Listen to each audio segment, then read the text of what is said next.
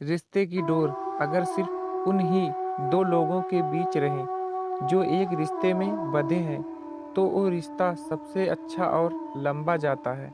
लेकिन यही अगर उसी रिश्ते की डोर कोई और संभाल ले, तो ये रिश्ता बस नाम का रह जाता है। ये कहानी है रूही और रोहन की, जो एक साथ एक ही कॉलेज में लॉ की पढ़ाई कर रहे थे। शुरुआत में दोनों बहुत दूर रहते थे, क्योंकि दोनों के ख्याल बहुत अलग थे। एक ही क्लास में रहते हुए कोई किसी को जानते तक नहीं थे। एक दिन ऐसे ही रूही अपने घर के लिए बस निकलने ही वाली थी कि तभी रोहन वहां आ जाता है। वैसे तो रोहन अपने किसी काम से आया था, पर रूही को थोड़ा परेशान देख उससे रहा नहीं गया और उसने रूही से पूछ लिया। रूही तभी किसी से फोन पर बात कर रही थी और रो रही थी। वो बार बार एक बार दोहराए जा रही थी कि प्लीज मुझसे एक बार बात कर लो, तुम मुझे गलत समझ रहे हो। लेकिन जैसे ही रोहन को देखती है, वो थोड़े देर के लिए चुप हो जाती है। वो लगातार बस इसी बात को दोहराए जा रही थी और फिर उसका फोन कट जाता है। रोहन ये सारी बातें सुन रहा था, पर वो कुछ बोलता नहीं है। रोहन उससे पूछने ही वाला था कि तभी रूही वहां से चली जाती है। अगले दिन जब रोहन कॉलेज आता है, तो रूही से बात करना चाहता है, क्योंकि उसे लगता है रूही कोई मुसीबत में है और उसे मदद की ज़रूरत है।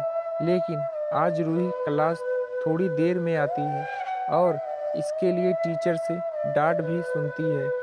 क्लास खत्म होने पर रोहन झट से रूही के पास जाता है और हेलो बोलता है। रूही इस बात का कोई जवाब नहीं देती और बिना कुछ बोले चली जाती है। रोहन उसके पीछे पीछे जाता है और पूछता है, क्या हुआ? मुझसे बात करने में कोई दिक्कत है? क्या मैं तुम्हें इंसान नहीं लगता?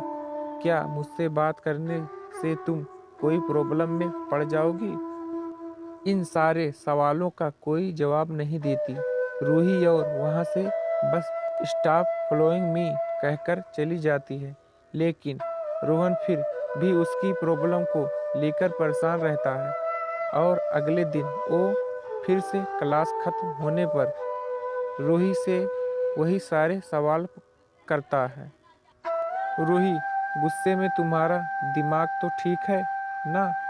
कल से मुझे परेशान किए जा रहे हो। अपने काम से काम नहीं रख सकते क्या?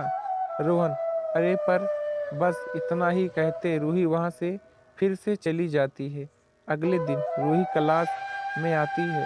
क्लास खत्म होते ही वो एक बालकनी में जाकर बैठ जाती है। तभी वहां रोहन आ जाता है। आपको ये कहानी कैसी लगी? नीचे पार्ट 2 के लिए कमेंट करके हमें ज़रूर बताइएगा।